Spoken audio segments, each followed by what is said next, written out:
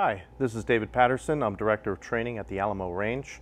If you run semi-automatic weapons, you're going to encounter stoppages, otherwise known as jams. It's an important part of training to be able to recognize what they are and clear them quickly.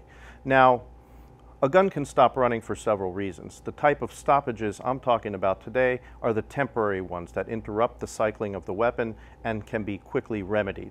The first one I'm going to cover is out of battery. So, out of battery is when the slide fails to return to the forward position and is out of line with the frame.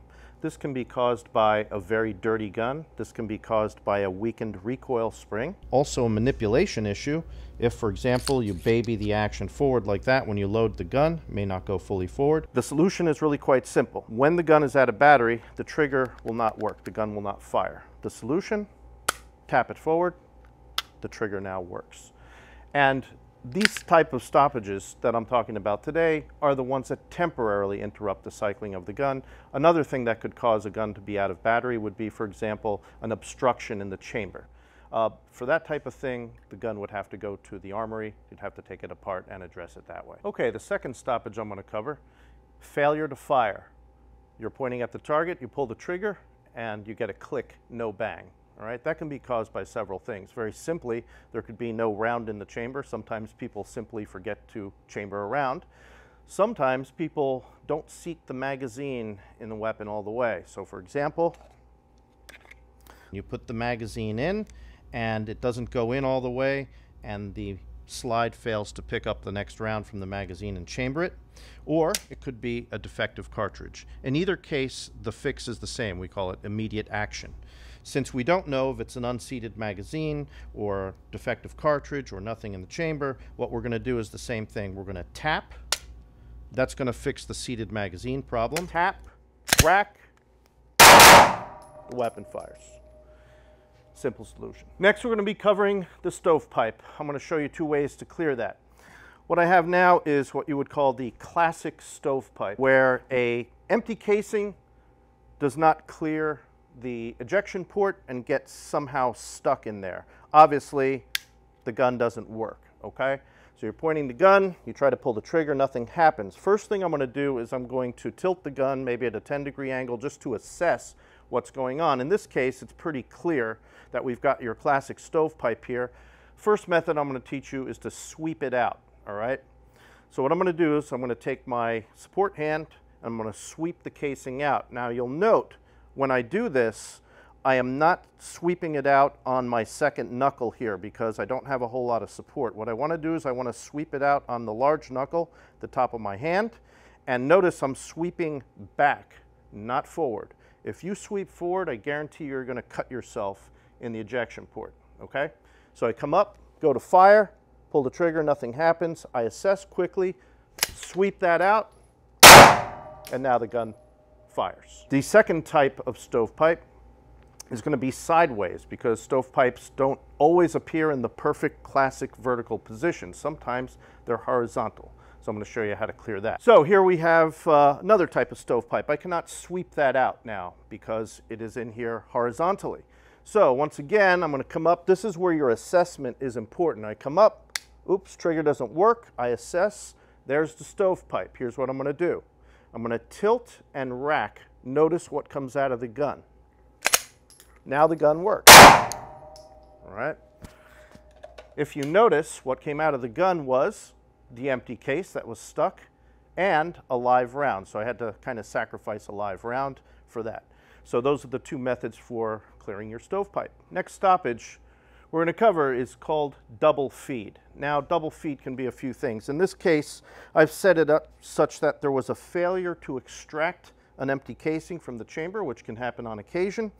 The next round is now trying to get into that chamber, but it cannot because there's something blocking it, and that's basically what it looks like. There are several ways to clear a double feed. I'm going to show you 3 different ways to do it. 2 of them will involve using the same magazine again, and the third one will involve tossing the magazine, because what can cause a double feed often is a defective magazine. So if you put the same magazine back in the gun, it's possible that you could just repeat it again. However, If you're going to replace the magazine, it is very important that you have an extra source of ammunition on your person. Okay, so here's the first one. Once again, I point the gun, attempt to fire, nothing happens. I assess, there's the double feed. So this is very simple. I'm going to press the magazine release button and I'm going to rip the magazine out. I'm going to replace it, put it back in, rack the slide, and the gun fires. Okay, that's the quickest one. Pros and cons. The pros are it's very quick. The cons are you can possibly make the jam worse, and then you have to resort to one of the other methods. But it is definitely the quickest one. So rip, replace, rack, and go. That's that technique. Okay, here's method number 2.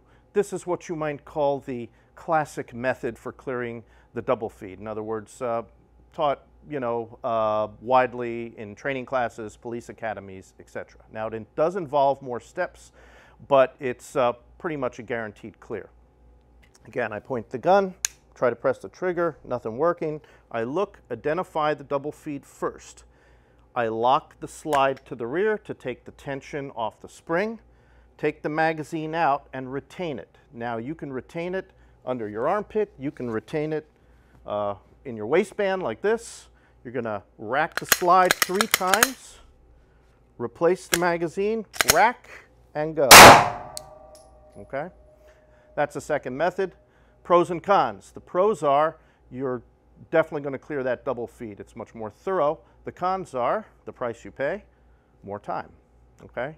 And now I'll show you the last method. Okay, here's the last method for clearing the double feed. Once again, it is very important that you have another source of ammunition on your person for this. Frankly, I don't teach this method when I'm teaching, civilian courses, concealed weapons licensees, people that are carrying on a daily basis, because sadly, the vast majority of people that carry tend not to carry around an extra magazine. So if they get this into their muscle memory, what's going to happen is they're going to get rid of the magazine that's in the gun and they're going to reach for something that's not there. Okay, so once again, it is critical that you have another source of ammo. This is an excellent method for clearing. Let me go through it slowly. Point the gun, press the trigger, double feed. What I'm going to do is I'm going to press the magazine release, and at the same time, I'm going to rack the slide. Out comes the mag and the double feed. I replace it and go. All right, that's also very fast. So pros and cons. Here are the pros. It's very fast and it's thorough. The cons are you got to have a second source of ammunition on your person. And those are the 4 stoppages. Okay, so we identified the 4 types of double feeds. Just to review, we had out of battery, which was tap and go.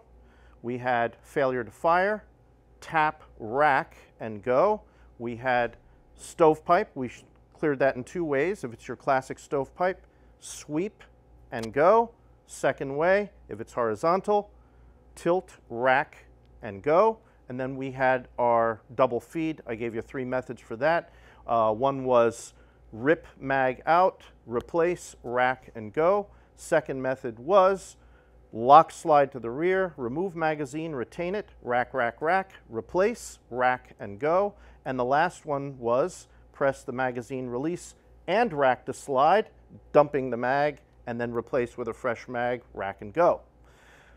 It's important to practice these. So how to do this basically is you should not be doing this with live ammunition unless you're on a shooting range, needless to say. So if you're going to practice these at home, snap caps, dummy rounds are an excellent way to set these up and practice them. And they are critical to training. Okay, it's not the fun stuff, it's not shooting at a target, but it is critical because if one of these stoppages occurs in an emergency situation, you're going to have to get that gun running as quickly as possible.